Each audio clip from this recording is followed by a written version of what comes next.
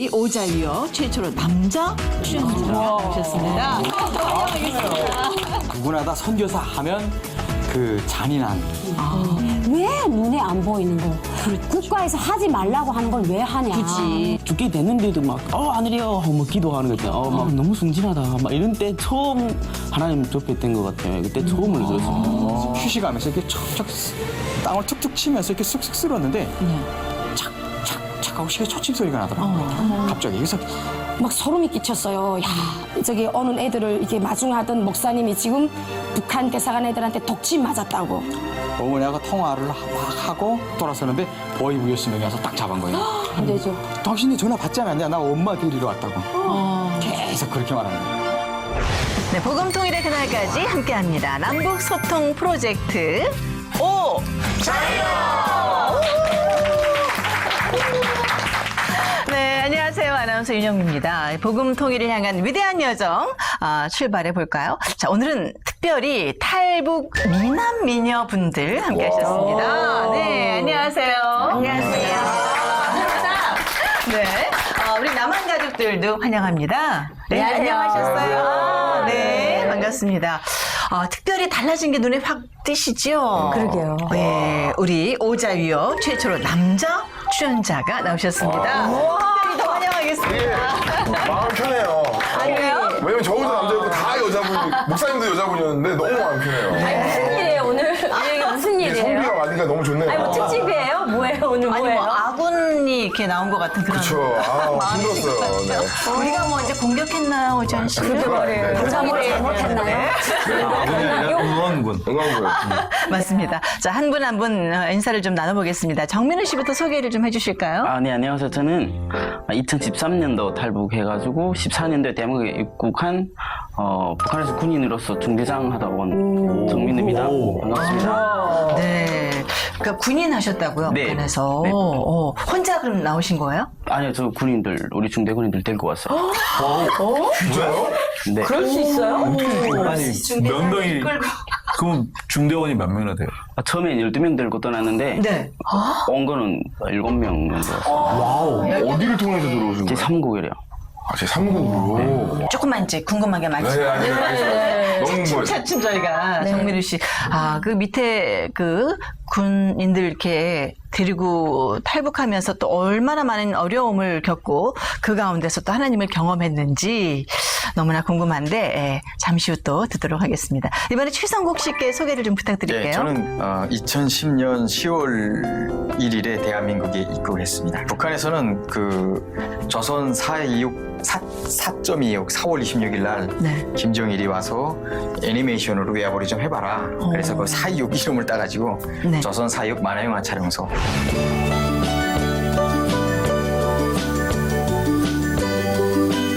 이들이 경의하는 최고리 용도자 김정은 원수님의 말씀대로 이용과 혁명의 불길을 세차게 일으키는 불씨가 되기 위해 이약하게 노력해 나가는 조선 4.16 만화영화 촬영소의 창작가 예술인들입니다.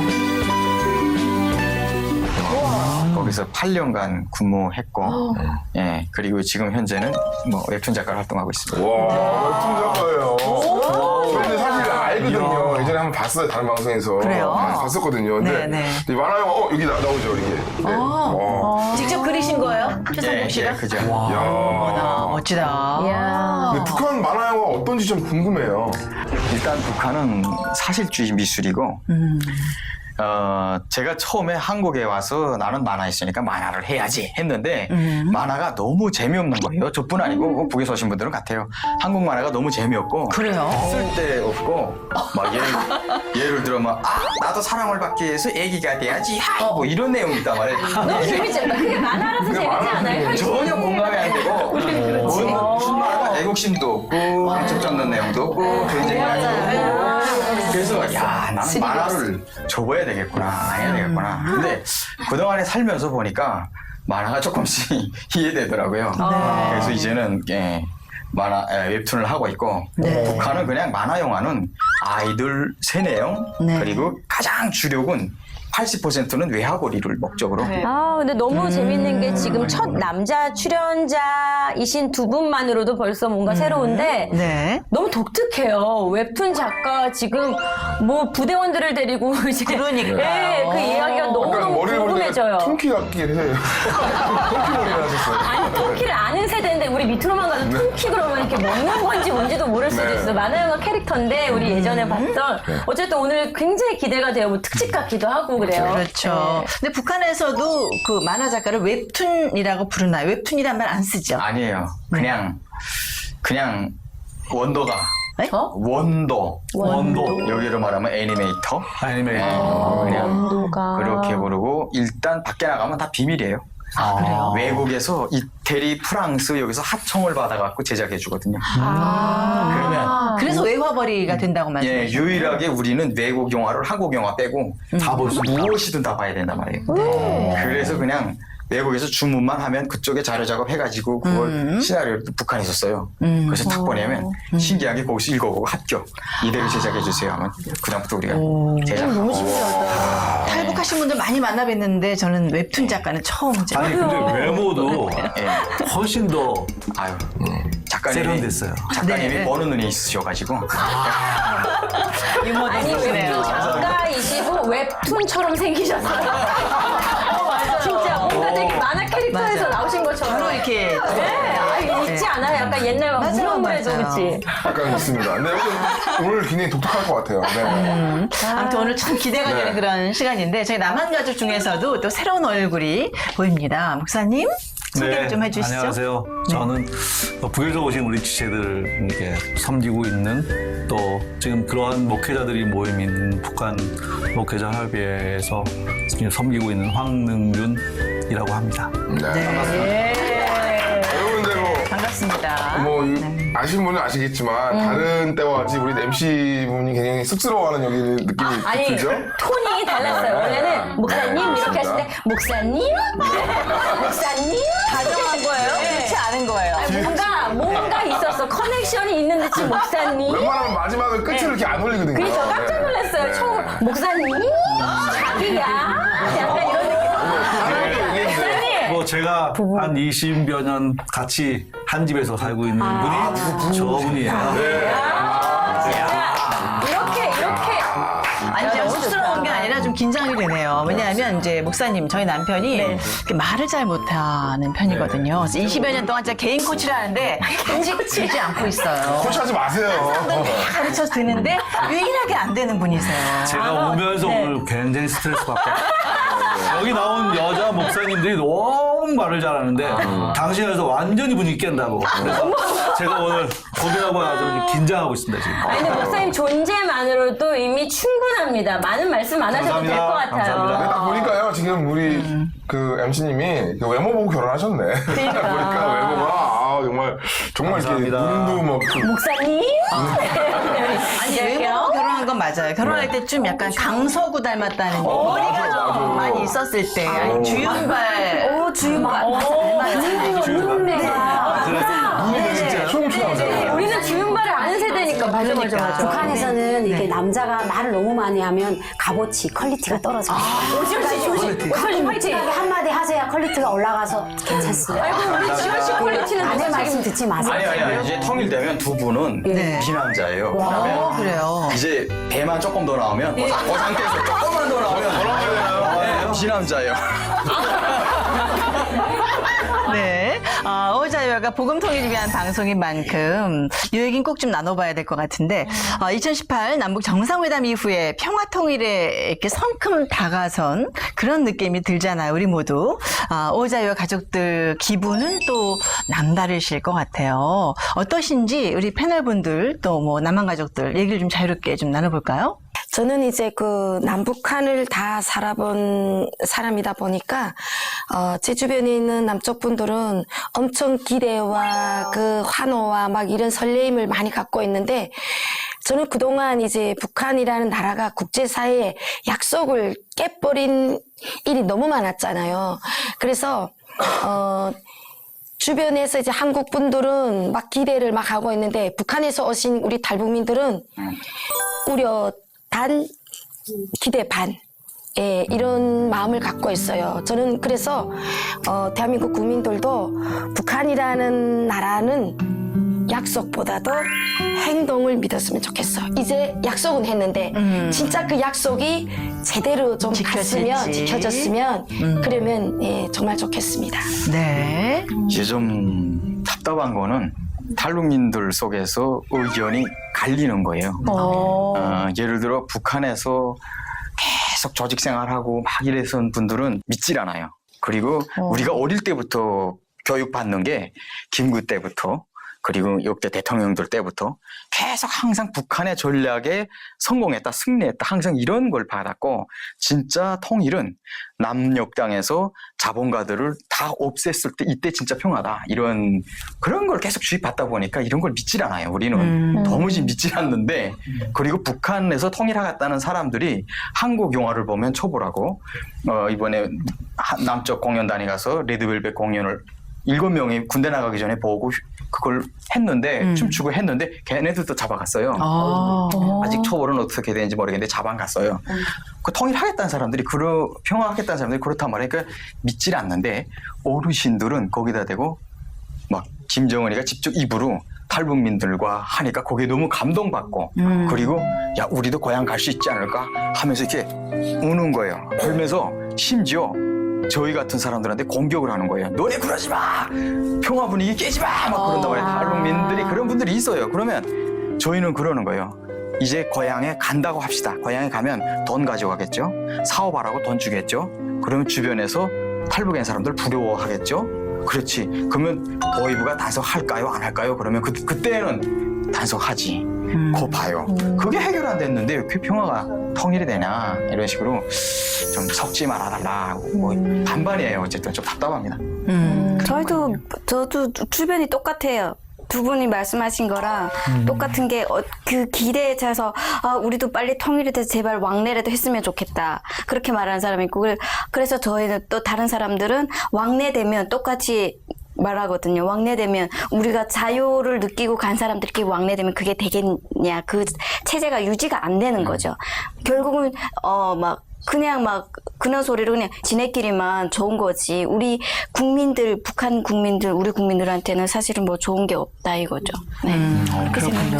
북한에 계신 지인분들과 혹시 연락이 되신 분 있으시면 그쪽 북한의 내부의 어떤 반응은 어떤지 그것도 궁금하네요. 야, 연락을 해서 전화를 하는데 그거 다 빼고 그냥 한 분이 웃으면서 야 이제 통일도 되지 않겠냐, 한 3년 있으면 통일되지 않을까 이런단 말이에요. 왜 그러냐고 하니까 북남 최고 순회자 회담도 했고 남조선 대통령이 웃어주는 거 보니까 그 김정은을 이렇게 부르라고 해가지고 웃어주는 거 보니까 곧 통일될 것 같다. 이걸 어떻게 분석해야 되냐면요.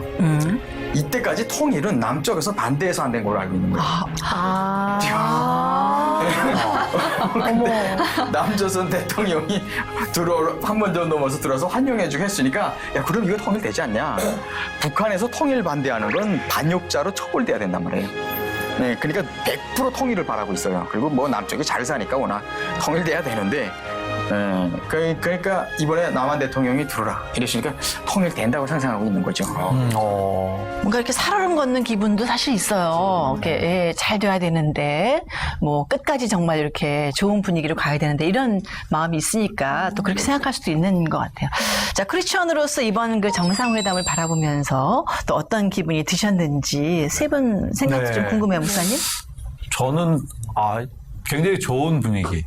또 이렇게 중요한 장소에서 지금 분단된 그 중심에서 또 두 정상이 만나서 얘기하는 걸 보면서 새로운 국면이 우리에게 또 비춰주겠다.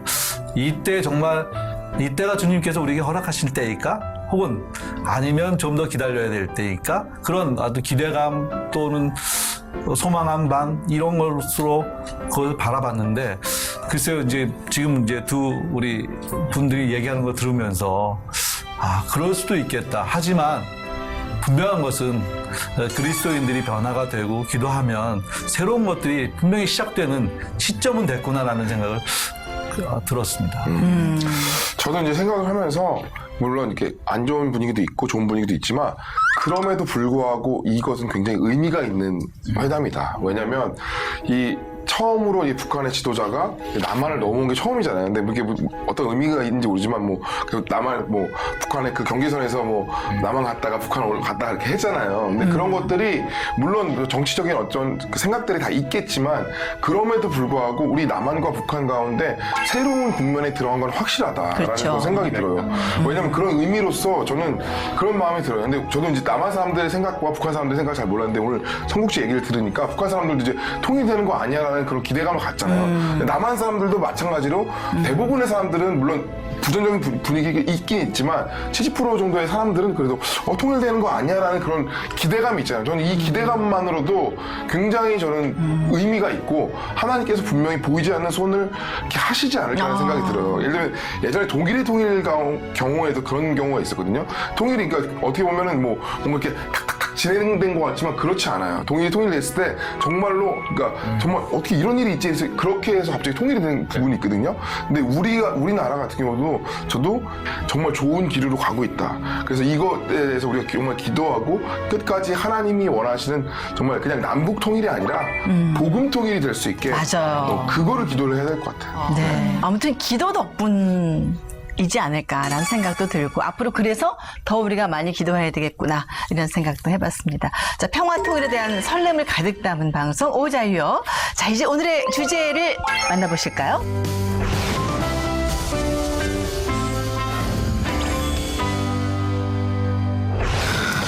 자, 오늘의 주제입니다. 누군가 널 위하여. 그렇지.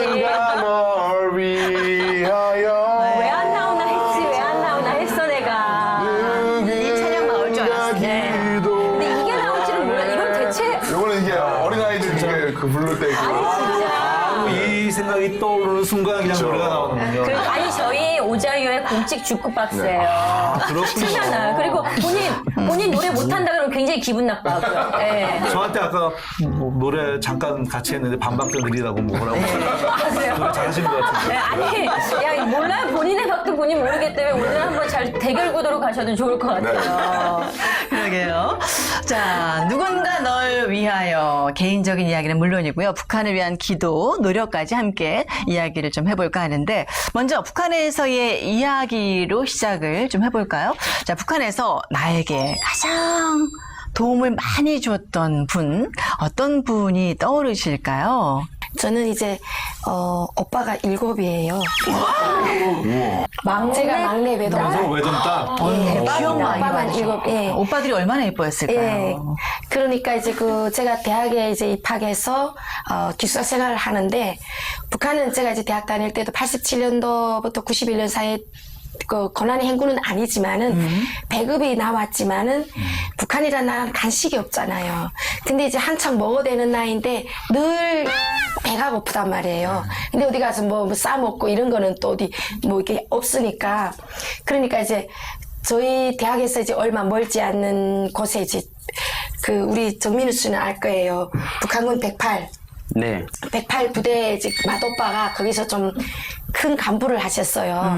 그래서 이제 그 오빠가 이제 보리쌀을 이제 한 배낭씩 저는 이제 잎쌀보다도 보리쌀을 가져오면 왜 좋냐면은 그때 보면은 대학교 앞에 빵 교환하는 집들이 많았어요. 빵 교환하면은 보리쌀 1kg 가져가면은 빵을 1kg 300이라든가 1kg 500을 줘요. 예, 그렇게 줘요. 그러니까 물이 들어가니까 그러면 이제 그 수공비는 조금 내거든요. 그렇게 내는데 그걸 받고 먹는 게 있으니까 이제 오빠가 이제 떨어졌겠다 싶으면 이제 그 병사한테다 보리쌀 한 배낭씩 지어서 저 찾아 보내는 거예요. 빵 교환하라고. 예, 저는 이제 그 쌀을 빵 바꾸는 그 주인집에다 갖다 놓고 시도 때도 없이 빵 떨어지면 아줌마 오늘 2kg 오늘 3kg 이렇게 해가지고 찾아오는데 우리 저 방이 이제 호실이 이제 9명이 있었는데 9명은 나 때문에 맨날 그 빵을 먹었고 제가 이제 대학교 때 이제 연애를 했던 우리 선배 학부 그 오빠가 있었어요. 세상에 연애. 예, 그 오빠는 아니죠. 우리 동물학 그러죠. 예, 방동무 이런데 그 오빠네 호실까지도 내가 이제 북한은 여자들이 이제 남자를 막 챙겨주는 막 이런 게 있잖아요. 그러니까 이제 신문지에다 이제 빵을 막 이렇게 해서 막 이렇게 싸가지고 맨날 이제 그 오빠네 호실에 가서 이제 주면은 나만 오면은 그게 호실에 환영하겠다. 예, 오빠들이 야 오늘 또 빵 먹는다. 근데 왜 헤어지셨어요? 예? 그렇게 그러게. 그거는 결국은 이제 제가 이제 대학을 졸업하고 이제 우리 가정이 좀 특별한 일 때문에 저는 이제 군에 가게 되는 거죠. 네. 군에 가다 보니까 그 오빠는 졸업하고 이제 단천 기관차대 기관사로 나왔는데 군과 기관사 이렇게 떨어지다 보니까 제가 사회에 있으면은 찾아다니고 연애를 했겠죠. 근데 이제 나는 군에 가고 이 오빠는 이제 단천 기관차대 지금 맨날 기관차 몰고 다니니까 이제 그게 이제 만날 수가 없어. 그러니까 만날 수가 없는 거죠. 나영 씨를 보면은 그분은 네. 이제 빵부터 생각나는 거야. 빵. 무조건 빵만 생각나는 거야. 그래가지고 그때마다 생각나겠다. 그래서 저는 대학 4년 졸업하는 동안에 저 오빠 때문에 엄청 부러워하는 정말 지금 생각하면 참 고마운 오빠였지. 그 7명의 오빠들은 지금 북한에 계신가요? 아니면 제가 탈북할 때까지 다 군인이었어요. 이거는 다요? 네, 우리 집은 다 아버지부터 군인입니다. 지금 못 시각이 내려오셨다는 굉장히 얘기인 거죠? 약하죠. 그래서 저는 북한에 연락을 못 하고 있는 거죠.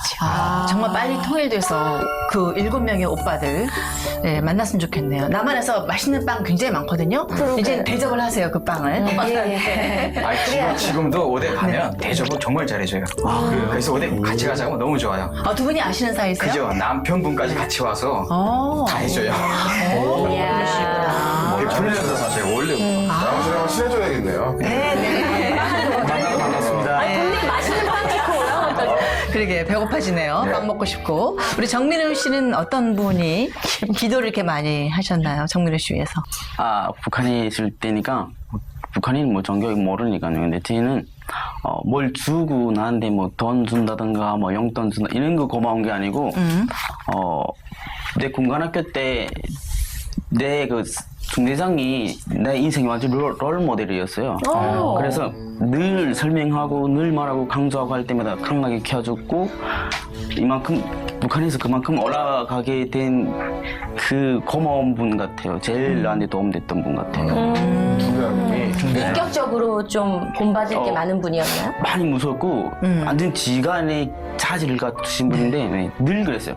말을 자기가 강의하든가 뭐 교육하든가 흘려줄 때도 꼭 눈을 마주쳐야지 안 그러면 눈 안 마주치면은 뭐라 하고 말하는 거 눈, 입 이 찬찬히 보라 해가지고 내가 하는 거대에 따라가면 넌 나가서 성공할 거야. 근데 딱 따라가고 싶은 그런 분? 네. 롤 모델 되셨네요, 정말. 저는 시어머님이요. 네? 시어머니? 예.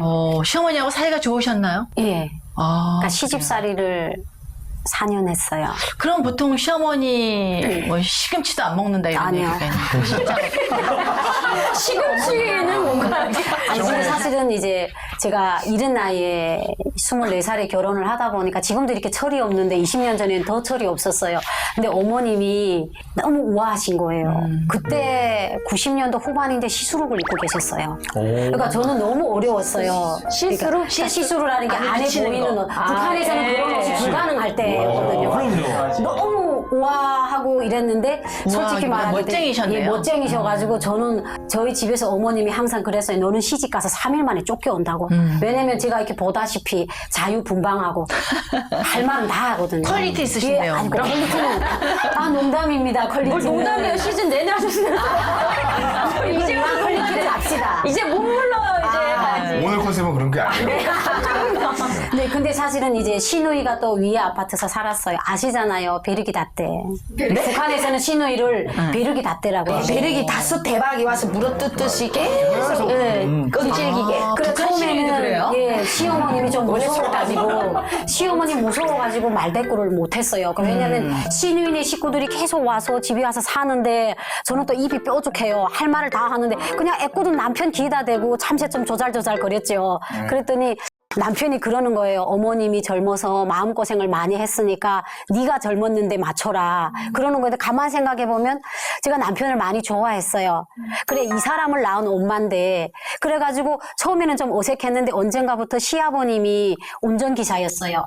북한엔 운전기사 사람질하면 전봇대 꽃이 핀다고 했어요. 그러니까 그 정도로 성격이 가격하세요. 그리고 막 12시면 손님 20명 데리고 와서 받아라! 막 이러는 거예요. 그래서 저는 시아버님에 대한 불만이 이렇게 굴뚝처럼 차 있는데 언젠가 시어머니하고 둘이 머리를 맞대고 시아버님을 뒷소리 하는 거예요. 아, 진짜 어제 아버님은 저렇게 밤에 피곤한데 그러니까 어머님이 그러게 말이다. 근데 이제 누군가 합쳐서 누군가를 같이 오가면 통일이 되고 동지가 되죠. 네, 그래서 그 다음부터 제가 그랬는데 제가 집에서 이게 양말을 벗고도 어느 자리에 놓은지 몰라가지고 우리 시어머님이 침대 밑에서 찾아주셨어요. 그러면 다른 집 것들 하면 흉이 나가죠. 그냥 저 거의 자란 거 데려와가지고 근데 동네에 나가서 우리 시어머니는 저희 며느리 흉을 한 번도 안 보셨어요. 예, 그래가지고 저는 이제 어머님하고 4년 동안 솔직히 말하면 단 한 번도 싸우지 않았어요. 근데 그 싸우지 않은 이유가 어머님을 이해해서였어요. 아버님 때문에 평생을 마음고생 하셨는데 나라도 그러지 말자. 이래가지고 저는 그 어머님이 지금도 제가 탈북하기 전에 시어머님을 만났댔어요. 네. 근데 그때는 남편하고 이혼했기 때문에 조금 근데 시어머님은 괜찮아요. 동네에서 어느 정도 소문이 나냐면 이혼한 며느리 집에 와서 집을 걷어주는 시어머니였어요. 어머나. 그러니까 내가 아이 둘을 키우면서 사니까 그럼 오면 우리 남편을 디스해요. 그러니까 아우 새 여자를 얻었다는 게 어디 가서 뭐래. 그러게 말이야. 엄마 아들은 누이 썩었다. 뭐 이러면 같이 어머니하고 허물이 없는 거예요. 그래서 저는 그 어머님이 되게 너무 지금도 그러니까 어머니에 대한 그런 믿음이 있어갖고 저는 시어머니만 너무 좋아요. 그렇군요. 굉장히 지혜로운 분이세요. 네, 정말 어머님이 좋으셨어요. 정말 그 아들이 미워서가 아니라 어떻게 보면 며느리와 이렇게 친근하게 하기 위해서 아들을 공공의적으로 잠깐 만든 거잖아요. 네. 그렇죠? 어느 엄마가 아들이 밉겠어요. 그렇진 저 않죠. 주선아 씨 시어머니 같은 분만 계시면 통일이 굉장히 빨리 되고 통일이 너무 잘 될 것 같아요. 맞아요. 통일 안 보면 하는 가지 알았어요. 네. 누굴 뒷담화를 하면 남한과 북한이 만나서 하나를 딱 집어서 뒷담화를 하면은 금방 통일이 돼요. 네. 뭐 중국을 하든지 뭐 하나 잡아가지고 남한과 북한을 딱 해가지고 이렇게 뒷담화를 한번 하면은 그게 진짜 친해지거든요. 이제도 유미하고 내가 마주서가지고 성국씨를 욕하면 우린 통일이 된 거예요. 같이 그래서 제가 어디 안 갑니다. 화장실 안 가고 계속 욕만 있어요. 제 뒷담화 할까봐. 네. 어머, 아셨네요. 네. 자, 지성국 씨 얘기도 좀 들어볼까요? 저는 사실은 할머니의 기도 같아요. 할머니가 그 6.25 때도 경험하시고 미군 크리스찬즈 만나시고 했는데 그때 당시는 저는 모르고 할머니가 항상 저보고 그랬어요. 자기가 하늘에 많이 빌어가지고 너는 하늘이 돕는다. 항상 이런 말도 하셨단 말이에요. 근데 그때는 그게 나한테 많이 힘이 돼가지고 무턱대고 용감했어요. 어린 나이에 제가 어디 가서 제 이야기를 잘 안 하는데 저한테는 놀라운 일만 계속 있었어요. 평양에서부터 놀라운 일만 있다가 여기 와가지고 사실 탈북자가 와서 웹툰 작가 된 것도 놀라운 거예요. 사실은. 그렇죠. 놀라운 일만 있는데 그게 항상 나는 굽어 살핀다 누군가가 이런 자신감 이게 항상 붙어 있은 거예요. 처음으로 놀라움을 경험한 거는 제가 자영업 좀 해야 되겠다 이런 생각하고 자영업 하려고 노력하고 해서 엄마한테 투자 좀 받으려고 하니까 엄마가 $80밖에 안 줬어요 저한테. $80면 40개가 하도 하나 샀단 말이에요. 근데 그거 가지고 제가 생각한 걸 못 하는 거예요. 그래서 막 생각하다가 제가 아는 분 중에 그 외국에 그 벌목으로 나갔다가 오신 분들이 있었어요. 벌목 나무하러 나갔다가.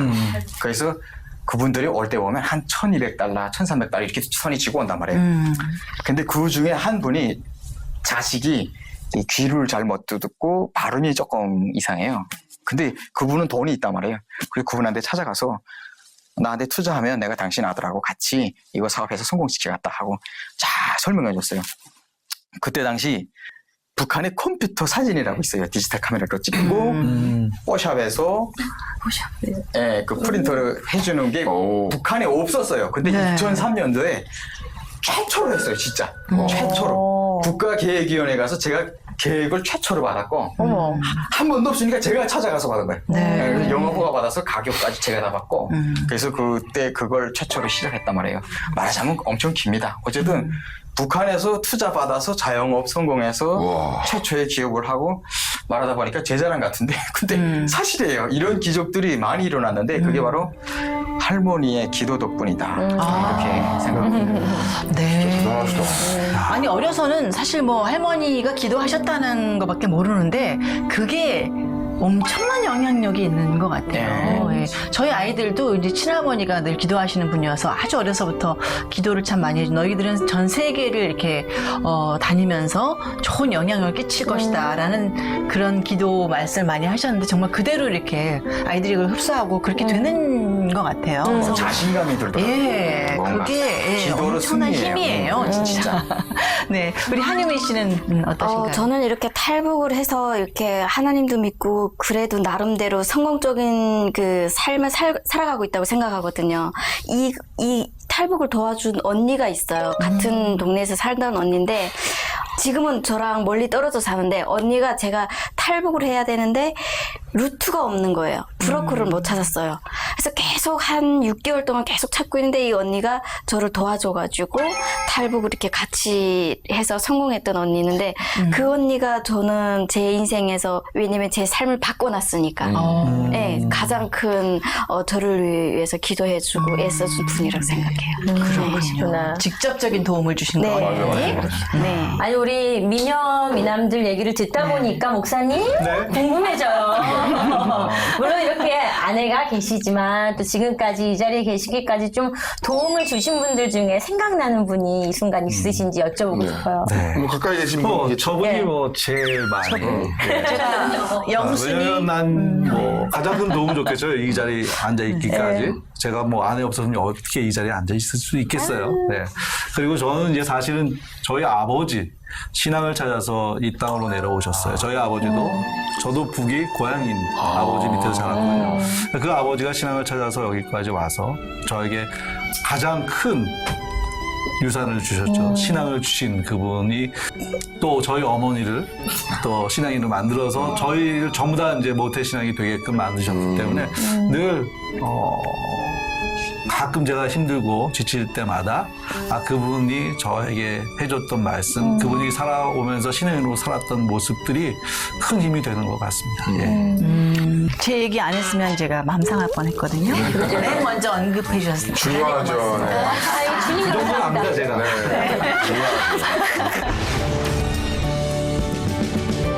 저 뭐지? 근데 저 사람 너무 순진하다. 목사라는 분들은 원래 착하구나. 북한은 이게 다 알지만 무도 있잖아요. 안 크고 감자도 다 조그맣잖아요. 근데 이 선교사님 들어가서 배추가 막 이만하고 무가 막 이만하니까 그 리당비 서고 뭐이고 이 사람이 하는 대로 다 이렇게 밥상 차려놓으면은 빨리 기도하세요. 그런데요. 그 당일꾼들이 그러면 네, 남북소통 프로젝트 오 자유여. 누군가 널 위하여란 제목으로 깊이 있는 이야기를 나누고 있는데요. 북한에서 신앙을 접한 분들도 계시지만 또 그렇지 않은 경우가 대부분이잖아요. 그래서 북한에 있을 때 혹시 선교사라는 단어 들어보셨는지 그리고 선교사라는 말을 들으면 어떤 이미지가 떠오르셨는지 궁금해요. 그 척기슬개 써보셨죠? 네, 척기슬개서 맞죠. 거기에 네. 보면 성의 아버지가 목사네요. 장로님. 장로님. 성장로. 그 성장로.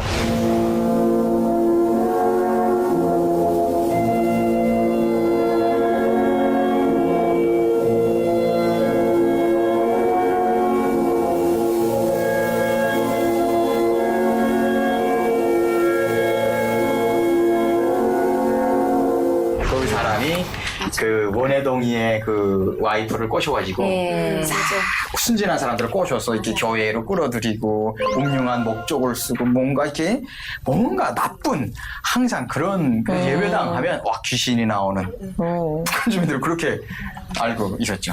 저는 군인이다 보니까 어릴 때부터 그러니까 막 이런 종교도 아예 몰랐는데 영화 드라마에 있어요. 붉은 헬기라고.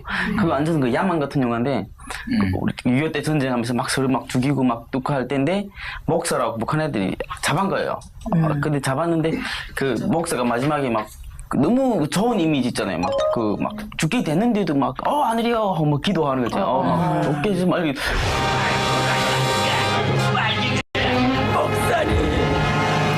목사님, 이게 도대체 어찌된 일이옵니까? 예. 여보시오, 당신들은 하늘이 두렵지 않소. 살육을 그만두시오. 제동포 제마을 사람들을 그렇게 죽이는 건 동서고금에 일찍이 없었소.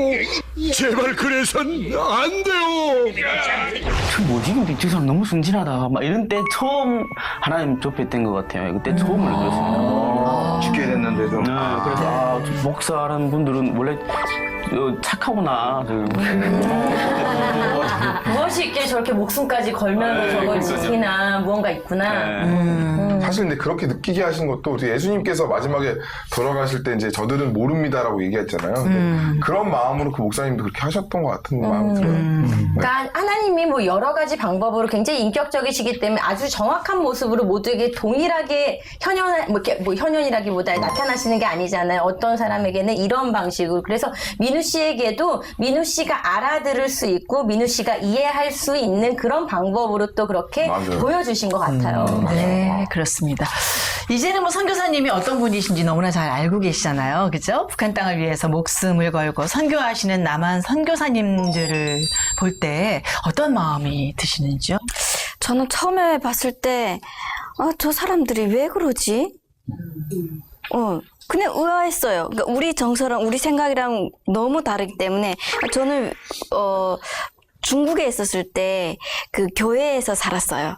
그러니까 교회에서 전도사님 집에서 7명이 애들 7명이 살았었는데요. 그때 그 선교사님들이 후원을 해서 우리가 살고 있는 거는 모르고 처음에는 그러다가 나중에 이렇게 한 분 한 분 소개시켜 주시더라고요. 너희들을 이렇게 후원해서 이렇게 너희가 이렇게 잘 먹고 공부하면서 산다. 그랬을 때 그 사람들이 옷도 그렇게 화려하게 입지도 않았어요. 선교사님들이. 그리고 배낭을 메고 캐나다에서 오신 분들도 있었고 미국에서 오신 분들도 있었고 한국에서 오신 분들도 있었고 그래서 그때는 저 나라가 잘 사니까 저 사람들이 부자인가 보다. 그래서 우리를 도와주는가 보다. 그렇게 생각을 했었거든요. 근데 이렇게 선교를 하면서 이제 나눔이라는 거 그분들한테는 몸에 배인 거를 모르고 저는 그때 되게 몰랐었어요. 되게 이해를 못했었어요. 네. 그러셨구나. 저는 그냥 영웅이라고 생각해요. 영웅? 예, 왜냐면 저는 제가 한 2년 전에 북중 국경에 갔댔어요. 저희 지붕을 보고 통곡치다 왔는데 그러니까 제가 딱 북한 중국 국경으로 갔어요. 그래서 갔는데 내가 탈북해서 뛰어내려오던 다리 거기가 그대로 다 있고 우리 아빠 엄마 집 지붕이 보이는 거예요. 그래서 버스에서 내렸어요. 그래서 같이 갔던 일행들이 제가 탈북자라는 걸 아니까 저를 이렇게 동그랗게 커버를 쳐주죠. 왜냐하면 딱 압록강 앞이고 집 맞은편이기 때문에 이제 북한 보위부가 거기서도 나와 있는데 제가 거기서 만약 중국에 가도 제 신원이 밝혀지면 저 잡혀가는 건 시간 문제예요. 근데 버스에서 그냥 보려고 했는데 주변 분들이 내려라. 내려서 봐라. 우리가 주변을 다 세워주겠다 해서 거기서 한 15분을 이게 그때 감정은요 말도 안 나와요. 이렇게 되는 거예요. 산만 봐도 그 번대산을 보는데 그래서 저는 그때 되게 아팠는데 그 옆에서 딱 보니까 이제 막 사람들이 빨리 오르자 이러는 거 보니까 딱 북한 보위부 같은 사람이 이제 딱 모자를 딱 물러쓰고 왔다 갔다 하는 거예요. 그래서 저는 너무 무서웠어요. 그래서 지금도 국경에 가라면 못 가겠어요. 전 그냥 모르고 한번 갔어요. 근데 이제 진짜 북한에 지금 억류되셨던 선교사님들도 어떻게든 그 땅에 복을 주시려고 그 옆으로 갔다가 이렇게 체포되신 거잖아요. 그래서 그런 걸 보면 나는 그쪽에 고향이고 핏줄이 있는 사람인 것도 겁이 나서 가기가 싫어요. 근데 그분들은 아무런 피나 혈연적으로 연관이 안 되잖아요. 그래서 저는 그거에 신앙이라는 거는 가족의 피보다도 더 진한 그런 것이다. 저는 이렇게 생각을 하고 제가 얼마 전에 다큐를 봤어요. 근데 거기에 이제 목사님이 배를 가지고 마중 가셔가지고 탈북자를 구출하는데 그 탈북자가 막 토하면서 그 북한 사람인데 그 배를 넘겨올 때 저 통곡 주세요. 집에서 고맙습니다. 그러니까 그 사람들이 내 가족 같은 거예요. 그 사람들이 연락이 끊겨서 목사님이 밥도 못 드시고 죽으시려고 하시는 거예요. 야, 이 사람들이 어디 가냐. 그러다가 연락이 닿아가지고 그쪽 배에서 목사님이 끌고 간 배를 옮기시는데 야, 저 그걸 보는데 그 목사님이 그냥 예수님 얼굴이 보이셨어요. 야, 고맙습니다, 고맙습니다. 혼자서 소리쳐서. 그래서 저는 지금은 선교사님이라면 진짜 그 사람들이 가치를 우리가 돈으로나 뭐 이런 걸로 따질 수 없는 그런 대단한 사람이다. 저는 지금 그렇게 생각을 하고 있어요. 아, 정말 신기합니다. 저는. 예. 저는 지금 그 선교사님을 이따금씩 그 뵈요.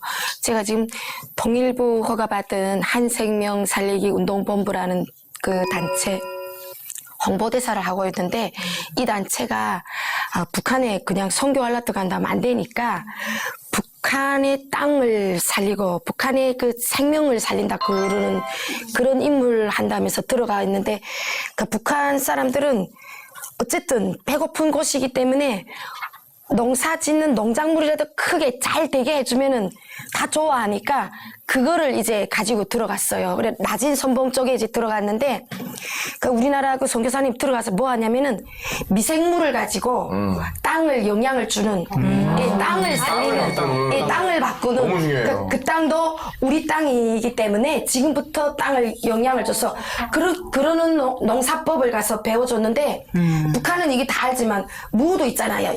안 크고 감자도 다 조그마잖아요. 근데 우리나라는 무도 막 이만하고 막 이따만하죠. 배추도 막 이따만하잖아요. 근데 이 선교사님 들어가서 그 척박한 땅을 그분이 그런 방법으로 농사를 지었더니 배추가 막 이만하고 무가 막 이만하니까 그 리당비서고 뭐이고 막 난리가 난 거예요. 그냥 있으라고, 그냥 가지 말라고. 그래서 이 사람이 이제 러시아 국적을 따셨어요. 왜냐면은 대한민국 국적이면 들어가기 힘드니까 들어갈 때 이미 러시아 국적을 따시고 겉으로는 농사질러 들어가는 것처럼 들어갔는데 사실은 선교사였거든요. 진짜 복음이야. 근데 이제는 그 간부들도 이 사람이 너무 좋으니까 맨날 들어와야 되니까 이 사람이 하는 대로 다 이렇게 밥상 차려놓으면은 빨리 기도하세요. 그런데요. 그 당일꾼들이 그러면 기도하세요. 그런데요. 그러면 이제 그 선교사님이 이제 이렇게 또 기도를 한대요. 그러니까 거기 사람들도 이제는 다 안 돼요. 그래가지고 이제 올해도 이제 나왔다 가셨는데, 올해 처음으로 우리 재단에서 트랙터를 이제 사서 들여보내가지고 트랙터로 농사 짓게 됐다고 너무 좋아하셨어요. 작년 가을에 트랙터를 사줬거든요. 근데 이제 기름이 이제 안 들어오면 이 기름 때문에 이거 어떻게 할까 지금 그런 말씀을 하셨는데, 저는 참 그분이 이제 나왔다 들어갔을 때 그 사역 보고 하시고 하는 걸 보면은 정말 대단하신 분이거든요.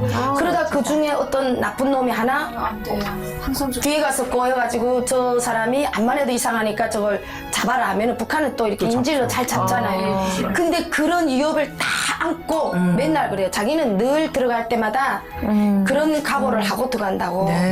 저는 그래서 그런 사역을 하시는 분을 직접 보니까 아무도 대단하고, 그 다음에 이 그 재단이 이제 그 매달 이제 영락교회 그 지하에서 이제 우리가 북한을 위해서 기도하는 전국의 목사님들이 다 와서 기도를 하는데, 정말 우리가 그냥 일반적으로 기도하는 그 기도가 아니에요.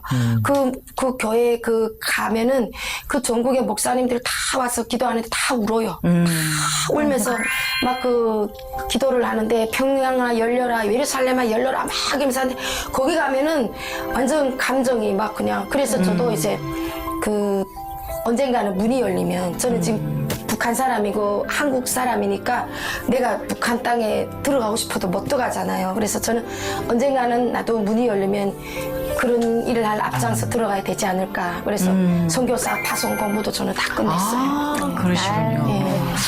네, 그러니까 그분이 뭐 러시아 분이 아니라 이제 선교를 위해서 북한에 가시려고 일부러 어렵게 러시아 국적을 이렇게 받으신 거잖아요, 그렇죠?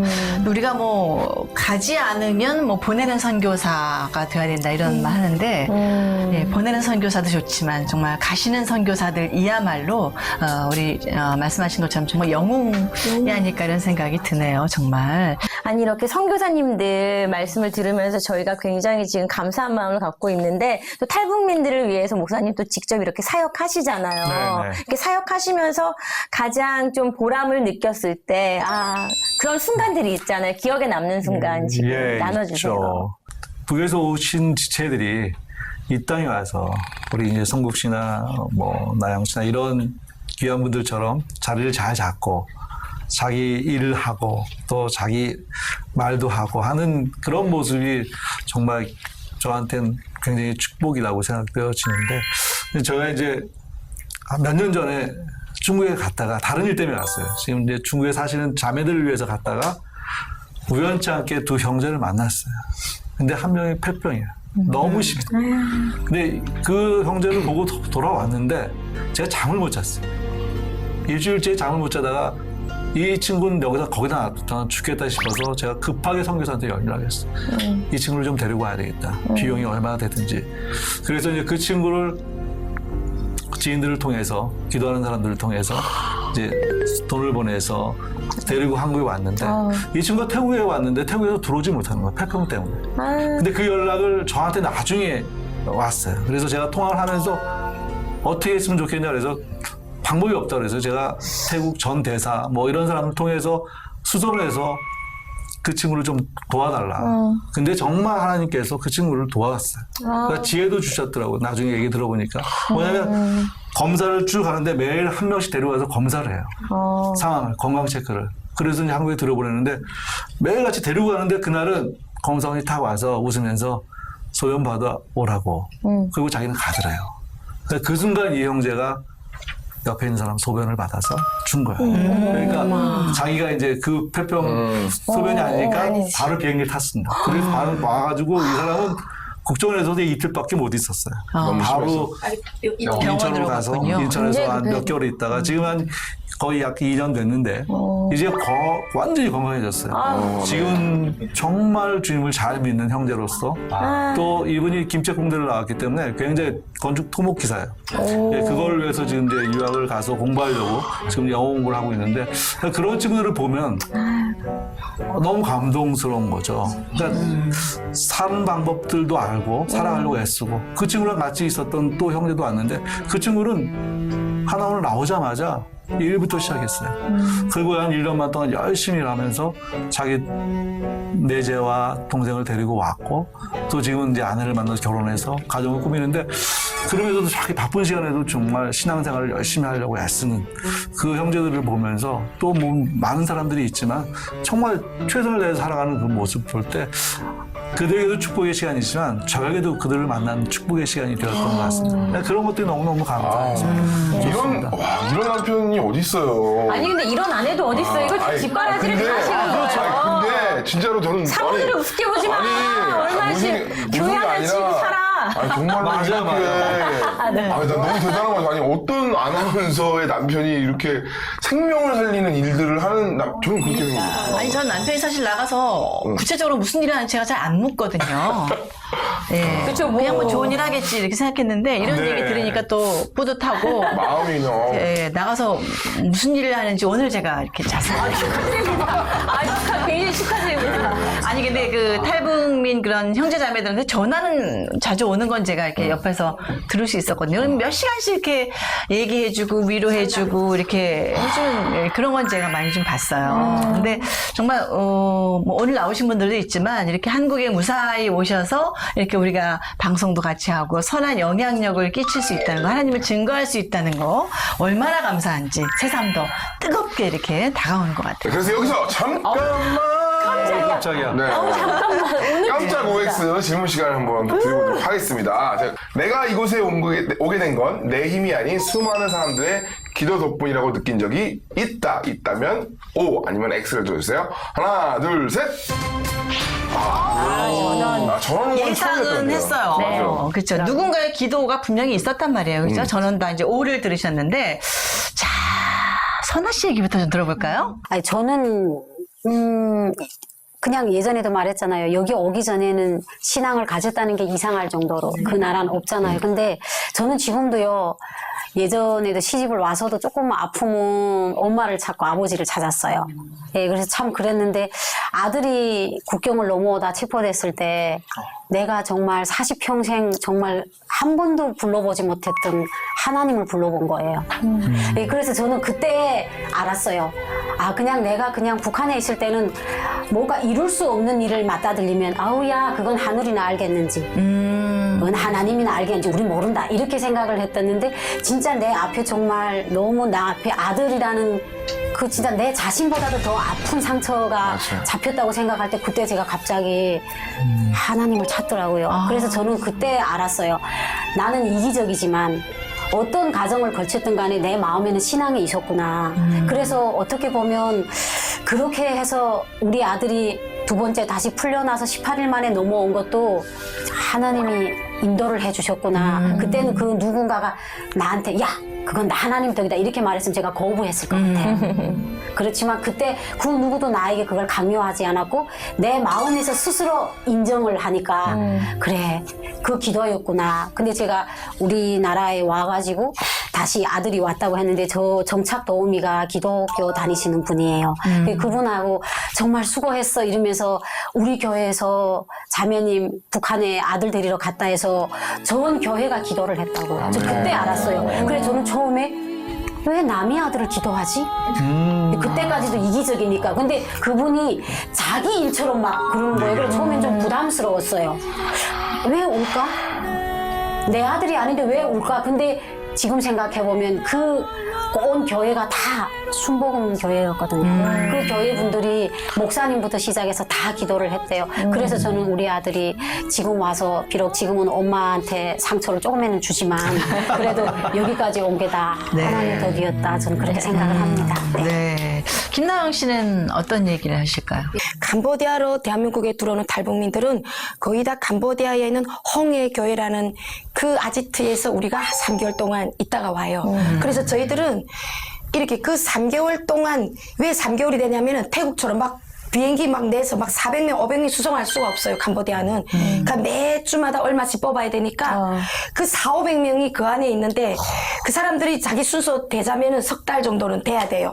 그 석 달 있는 동안에 우리가 이제 예수님을 다 만나는 거예요, 거기서.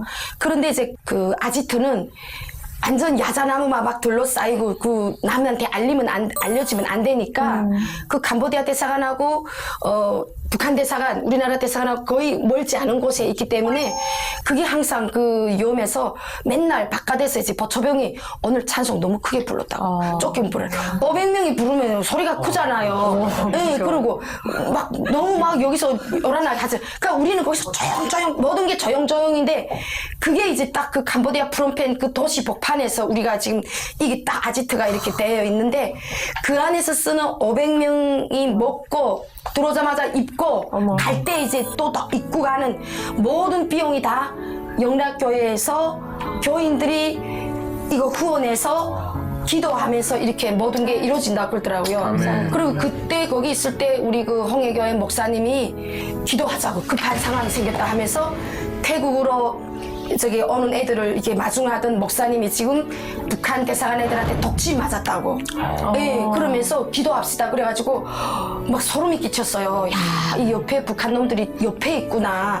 그래서 그런 소리를 들으면서 이런 분들이 우리 한국 무사히 들어가는 것 때문에 이 많은 손길들이 후원하고 기도하고 있구나 하는 거 저는 이제 한국 들어오기 전에 거기서 이제 다 배운 거죠. 압록강 건널 때는 어떨지 몰라도 일단 중국에서부터 한국 들어오는 거의 90%의 모든 라인은 교회예요. 기독교예요. 맞아. 거의 100%가 그래요. 거기에 다 연결돼 있고 누군가가 기도를 하고 있고 누군가가 돈을 들고 있단 말이에요. 그리고 뭐 저 같은 경우에는 기도 덕분이라고 느낀 거 있다 하면 정말 사람의 능력을 초월한 그러니까 저희 할머니 얘기인데 저희 집이 할머니 집이 9칸이 지냈어요. 근데 그게 조그만 것들 막고 했는데 할머니 항상 그 진짜 그 음침한 들어가고 거기 들어가서 항상 기도하시고 그런단 말이에요. 근데 저는 어머니를 먼저 탈북시켰거든요. 그리고 그것 때문에 노동달렸는데 6개월 갔다 오고 뭐 감옥도 3번 갔어요. 갔다 오고 근데 어머니한테서 소식이 왔는데 야 기적적으로 북한은 친척도 못 믿거든요. 딱 할머니를 만난 거예요. 그 브로커가. 어머. 그리고 할머니가 싹 들어더니 겨우 움직이시는데 들어더니 발에다가 이렇게 누워있는데 발에다가 이렇게 쓰는 거예요. 왔다고. 엄마한테서 사람 왔다고. 말하면. 그래서 거기다가 이렇게 할머니 이렇게 딱 보니까 눈이 초롱초롱 빛나시면서 이렇게 쓰시는 거예요. 아, 이게 사람이 할 수 있는 게 아니에요. 그래서 가서 어머니하고 통화를 했단 말이에요. 어머니하고 통화를 막 하고 그래요 하고 전화 끊고 중간에 이렇게 탁 놓고선 탁 돌아서는데 보이브 6명이 와서 딱 잡은 거예요. 그렇고 하고 내가 북한에서 잡힌 거예요 지금. 딱 잡혔는데 아 큰일 났구나 하는데 어머니가 또 전화해가지고 여기서 노래소리가 핸드폰 노래소리가 올려나가는 거예요 이게. 그 다음 딱 거기인데 그 보이브 그 사람이 봐도 근다보네 봐도 딱 있나보네. 야 이 큰일 났구나. 그 다음 이렇게 해서 전화 받았죠. 근데 전혀 내가 계획도 안 했던 일. 전화, 꿈도 안 꿨던 일. 전화 받자마자. 아니, 나 송국이 맞는데, 우리 엄마 단동에 있다는데, 왜 안 바꿔주냐고. 빨리 좀 바꿔달라고. 한국에 있는 거하고 단동에 있는 거하고 완전 다르단 말이에요. 그렇죠. 단동에 있긴 있냐고. 나 송국이 맞다고. 막 그런 거예요. 그러니까 우리 엄마가. 진짜요? 그럴 수 있어요?